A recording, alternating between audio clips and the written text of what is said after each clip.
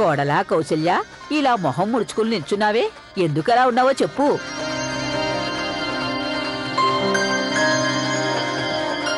అలాంటిదేం లేదా అత్తయ్య గారు? చెప్పమ్మన్నానుగా.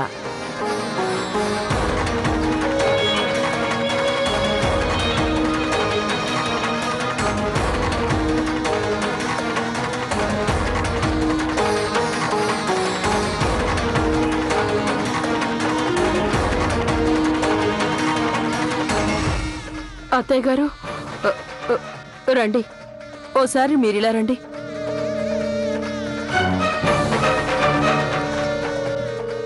అత్తయ్య గారు, నేను మీకు విషయం చెప్పాలనుకుంటున్నాను. అరే అదేంటో చెప్పు, లేదంటే రాత్రంతా నీ కడుపు ఉబ్బరించిపోతుంది. అత్తయ్య గారు, కార్తీక్ ఇంకా లవ్లీల వివాహం ముందే జరిగింది.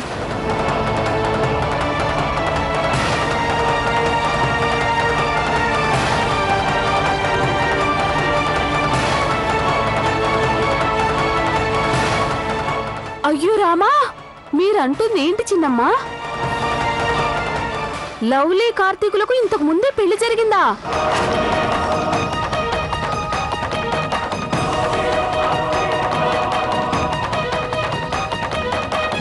మాలతి గారు, మీ అమ్మాయి పెళ్లి కార్తీక్తో ఇంతకు ముందే జరిగిందా?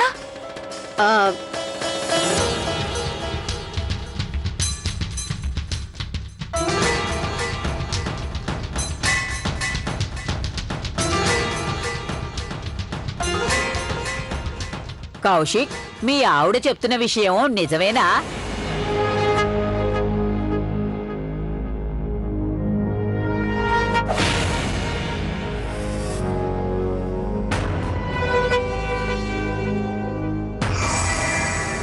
అడుగుతున్నానుగా, జవాబు చెప్పు.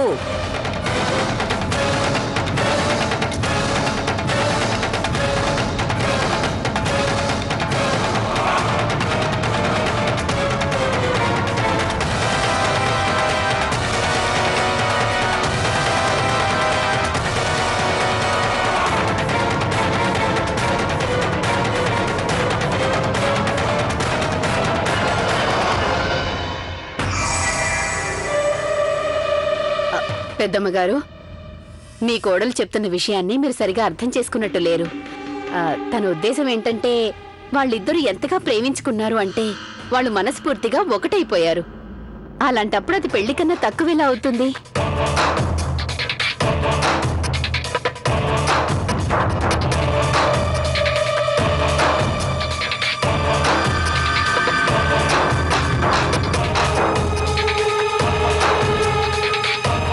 అదీగాక ఇప్పుడు జరిగే ఈ పెళ్లి వాళ్ళ బంధానికి మనం ఇచ్చే చిన్న అనుమతి మాత్రమే.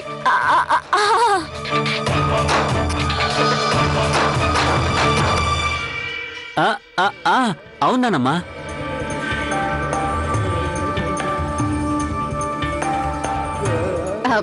మీరు రండి, మిగిలిన కార్యక్రమాలు మొదలు పెడదాం. కానివ్వండి, ఇంకా పెళ్లి కొడుక్కి మెహందీ పెట్టాలి కదా, ఆపరి కానివ్వండి. మీనాక్షి, మీనాక్షి, పెళ్లి కొడుక్కి మెహందీ పెట్టు. అలాగే కిటు గారు పదండి. అలాగే పద పద వెళ్దాం. రండి పెద్దమ్మ గారు.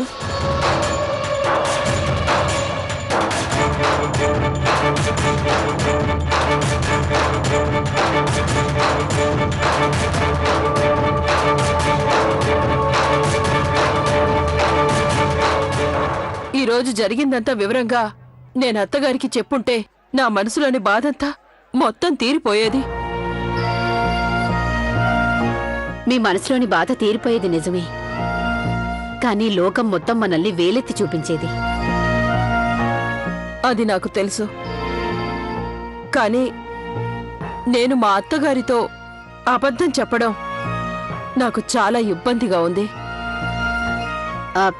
నేను అర్థం చేసుకోగలనండి. ఇంటి పెద్దయిన ఆవిడకి విషయం చెప్పకపోవడం మీకెంతో బాధను కలిగిస్తోంది. అయినప్పటికీ మీరు కాస్త అర్థం చేసుకోవడానికి ప్రయత్నించండి. మన కుటుంబపు మర్యాదలు సమాజంలో నిలవాలి అంటే పెళ్లి జరగడం చాలా అవసరం. అయినా వదిన గారు ఇంకా ఒక్కరోజే కదా, పెళ్ళైన తర్వాత అన్ని అవే సర్దుకుంటాయి.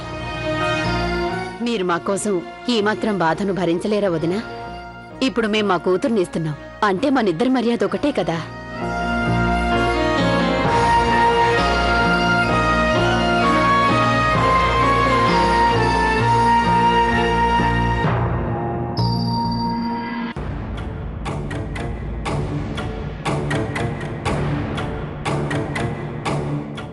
ఎంత ప్రయత్నించినా గౌరక్క బామ్మగారికైతే అనుమానం వచ్చేసింది.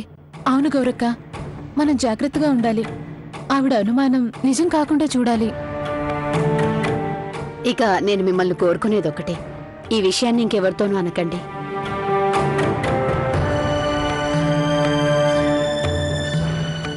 నే వెళ్ళి బంధువుల్ని పలకరిస్తాను.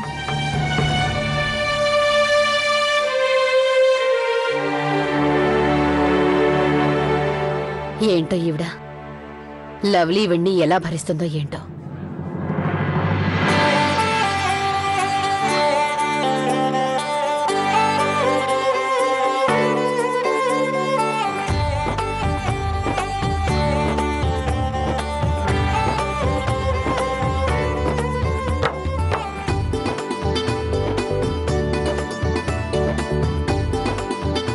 మీనాక్షక్క, నా కాళ్ళు కాస్త తిమ్మిరెక్కినట్టున్నాయి. నేను వెళ్ళి అటు ఇటు తిరిగనా?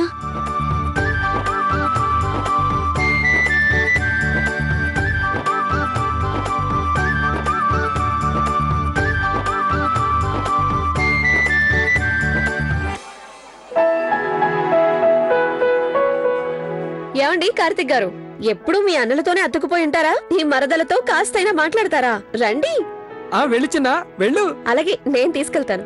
Excuse me.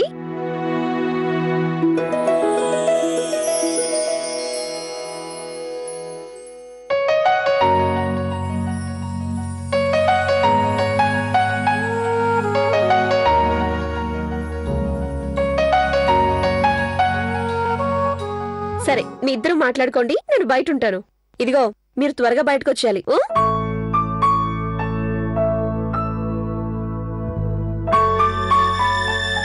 లవ్లీ, ఇలా అందరినీ వదిలి పక్కకి రావడం మంచి పద్ధతి కాదు. కార్తీక్, అక్కడెవరికి తెలీదు మనం ఇలా పక్కకు వచ్చామని. అరే, తెలియకుండా ఎలా ఉంటుంది? పెళ్లి కొడుకు పెళ్లి కూతురు కనిపించకుండా ఉంటే ఎలా ఉంటుంది తెలియకుండా? కార్తీక్ ప్లీజ్, ఏం కాదు, నువ్వు టెన్షన్ పడుకో.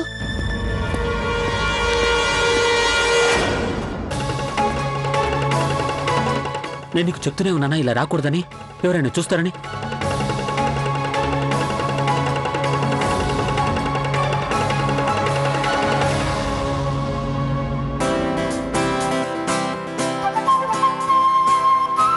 పద.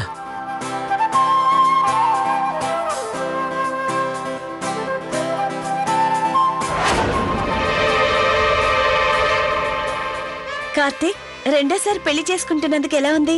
నీకు తెలుసా, నాకైతే చాలా ఎక్సైటింగ్ గా ఉంది. రెండోసారి పెళ్లి అవుతున్నందుక? ఆ, నువ్వు ఇలా అడగాలి, రెండోసారి చస్తున్నందుకు ఎలా ఉంది అని. చూస్తున్నావా?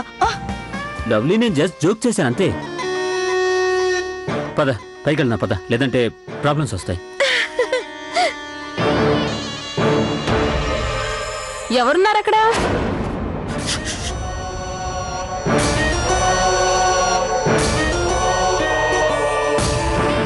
ఎవరది?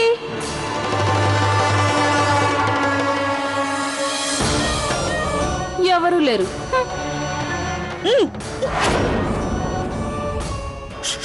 గట్టిగా రాకు.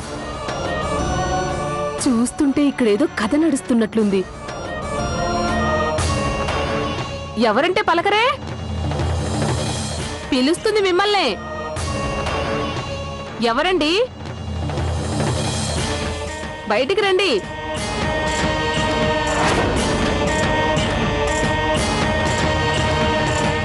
చూసావుగా ఆర్తి, నువ్వేదో ఊహించుకున్నట్లున్నావు.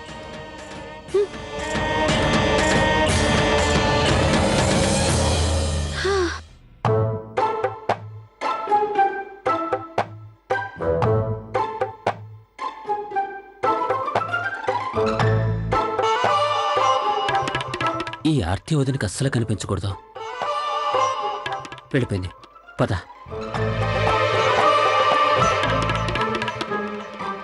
కార్తీక్, పెళ్ళైన తర్వాత ఇలా చాటుమాటుగా కలవడం థ్రిల్లింగ్ గా ఉంది కదా? థ్రిల్ గా ఉందా? నువ్వు ప్రాబ్లమ్స్ క్రియేట్ చేస్తూ ఉండు, నేనేమో ఆ ప్రాబ్లమ్స్ సాల్వ్ చేస్తూ ఉంటాను. ఒక ప్రాబ్లం సాల్వ్ చేసే లోపే రెండోది రెడీ చేసి పెడతావు. కానీ ఈసారి మాత్రం ఏదైనా ప్రాబ్లం వచ్చిందంటే నేను మా ఫ్యామిలీ వాళ్ళని అస్సలు కంట్రోల్ చేయలేను. చాలు, ఇంకేం మాట్లాడుకో, ఇలా నన్నే చూస్తూ ఉండు.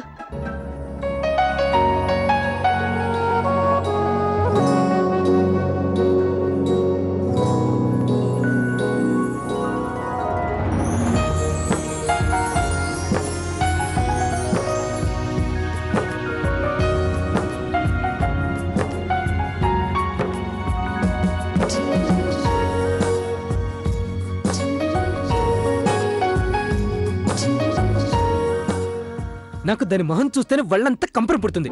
తిండిపోతు రాక్షసి, ఎప్పుడు తింటూనే ఉంటుంది.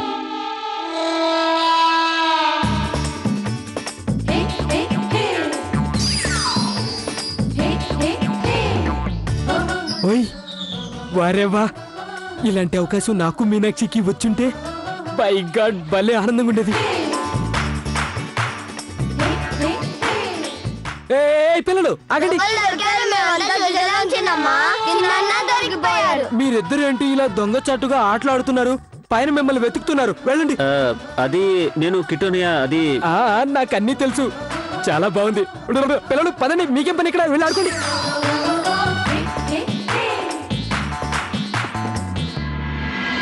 కౌశిక్ గారు, మా వల్ల మీరు చాలా చాలా ఇబ్బంది పడినట్టున్నారు. దానికి మేము ఎంతో చింతిస్తున్నాను. మమ్మల్ని క్షమించమని అడుగుతున్నాను. అలా ఎందుకు మాట్లాడుతున్నారు వివేక్ గారు? నిజం కౌశిక్ గారు, పెళ్లి కార్యక్రమాల్లో మా వల్ల జరిగిన పొరపాటుకు మీ అమ్మగారు క్షణాల్లో పరిష్కారం చూసుండకపోతే ఈ పనులన్నీ పూర్తి చేయడానికి చాలా టైం పట్టేది. అందుకని మీ అందరికీ మళ్ళీ ఒకసారి కృతజ్ఞతలు తెలియజేసుకుంటున్నాను. అలాగే నేను మా పిఏతో మీకు చెక్ పంపిస్తాను.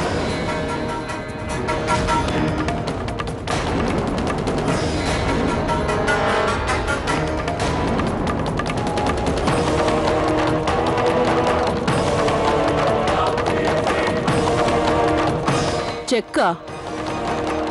అవునండి. చూడండి, మా ఇంట్లో జరిగిన పొరపాటు వల్ల ఈ ఏర్పాట్లన్నీ మీకు మీ ఇంట్లో చేయాల్సి వచ్చింది. నిజానికి ఈ రోజు ఫంక్షన్ బాధ్యత అంతా మాదే కదా. పైగా కౌశిక్ గారు, మీకు తెలుసుగా, లవ్లీ మాకు ఒక్కగానొక్క కూతురు. అలాంటప్పుడు తన పెళ్లి బాధ్యతలన్నీ మేమే చేయడం బాగుంటుంది. వివేక్ గారు, కార్తీక్ మా ఏకైక పుత్రుడు కాదు, ఒప్పుకుంటాను. ఒక బిడ్డ పెళ్లి చేస్తూ మేం కూడా తల్లిదండ్రుల బాధ్యతలను నిర్వర్తిస్తున్నామండి. ఇక మీరు ఈ విషయం మీద ఇంకేం మాట్లాడకూడదు.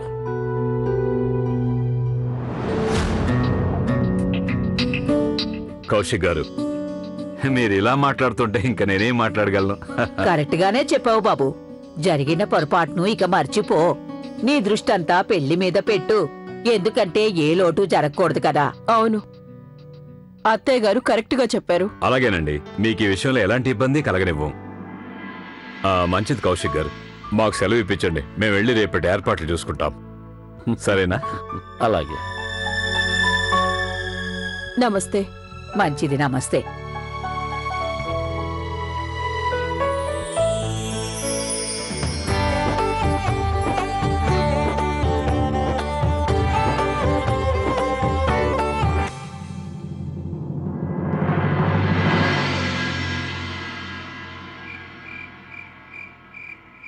అమ్మాయి గౌరీ, ఇంకో 2 పరుపులు ఎక్కువ వేయించు. వచ్చిన వాళ్ళు హాయిగా పడుకుంటారు. అలాగే అత్తయ్య. అమ్మాయి మీనాక్షి, ప్రియా, ఇవన్నీ అటు పక్కన పెట్టించండి. అలాగే 4 మంచాలు వేయించండి. ఇదిగో గౌరీ, గౌరీ,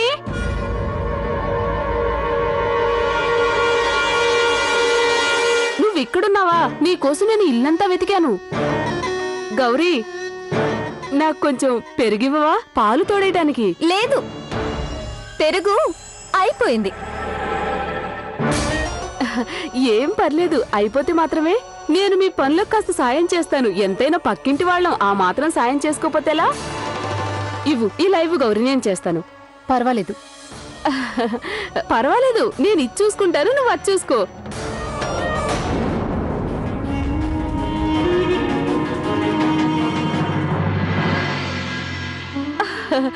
అయ్యో చిన్నమ్మ, ఒక మాట అడగటం మర్చిపోయాను.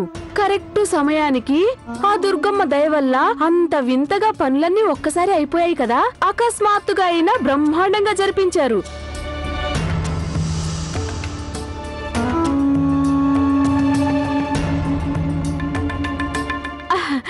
గౌరీ, నీకు నిజం చెప్పనా?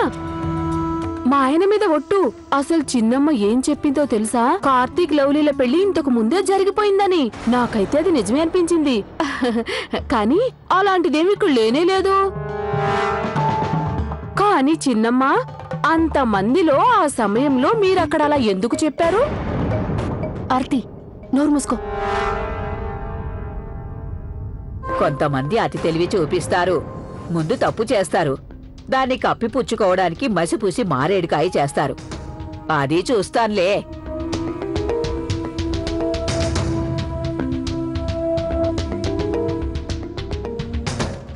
అత్తాకోడళ్ళిద్దరూ ఏ విషయాలు దాస్తున్నారో నాకు అర్థం కావట్లేదు.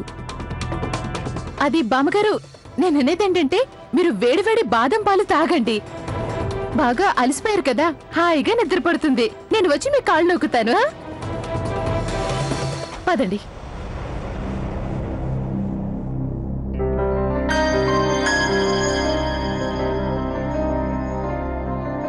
నువ్వురా ఆర్తి, ఇప్పటికే చాలా పొద్దుపోయింది. ఇక నువ్వు ఇంటికెళ్ళి పడుకో.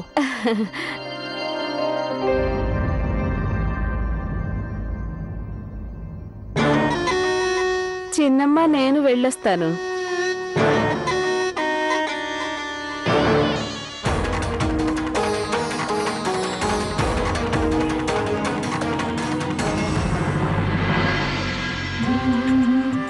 బామ్మగారు, బాదం పాలు తీసుకోండి. బామ్మగారు, నేననేదేంటంటే మీరు ఏం తినలేదు కదా, పాలతో పాటు ఏదైనా తింటారా? వద్దు. అరే సిమ్రాన్, నువ్వు నొక్కుతూనే ఉన్నావు. కాస్త బలం పెట్టు. ఇదిగో ఇంగ్లీష్ పిల్ల, ఆ దేశంలో ఇలాగే మాలిష్ చేస్తారా? అసలు నొక్కుతున్నట్టే లేదు. బామ్మగారు, ఇది లండన్ లోనే స్పెషల్ మసాజ్ అండి. చేస్తున్నంతసేపు ఏం తెలీదు, కానీ తర్వాత చాలా హాయిగా ఉంటుంది. నా దగ్గర కూడా ఎలాంటి చెప్పదెబ్బ ఉందంటే అది తాకేంత వరకు ఎవ్వరికీ తెలీదు. ఆ తర్వాత చాలా సేపటి వరకు ఎంతగా నొప్పి వస్తుందంటే ఎంత ఆపకున్నా ఆ నొప్పి ఇక ఆగనే ఆగదు. ఏంటి, బానే చెప్పాను కదా? నేను మూర్ఖురాల్ని కాదు, నాకంతా తెలుసు.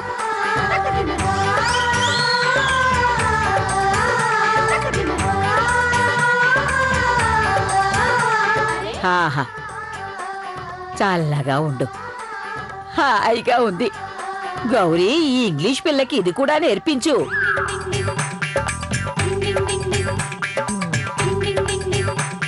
అయినా బామ్మగారు, ఒకటి మాత్రం మెచ్చుకోక తప్పదు. ఈ రోజు మీరు లవ్లీ వాళ్ళ ఇంట్లో చిటికలో మీరు నిర్ణయం తీసుకున్నారే, అలా మీరు తప్ప ఇంకెవరూ తీసుకోలేరు. అవును కదా? ఆ క్షణంలో మీరు అలా అని ఉండకపోతే ఎలా ఉండేదో కదా. తప్పకుండా ఈ అమ్మాయిలు నా నుంచి ఏదో పెద్ద విషయాన్ని దాచిపెడుతున్నారు. అందుకే నన్నిలా మునగ చెట్టు ఎక్కిస్తూనే ఉన్నారు. వీళ్ళకేం తెలుసు, ఎంతమంది కడుపుల్లో దాచుకున్న నిజాల్ని కూడా వాళ్లతోనే మేం కక్కిస్తామని.